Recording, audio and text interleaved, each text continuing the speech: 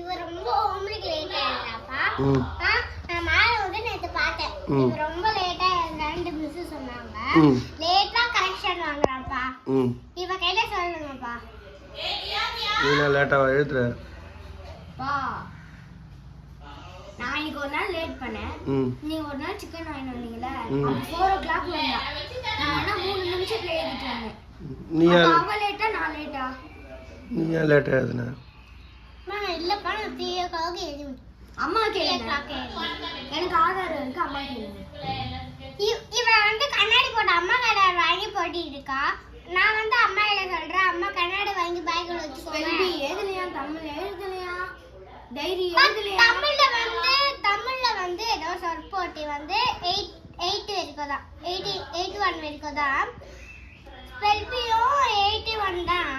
இவங்களுக்கு வந்து நிறைய இருக்கு.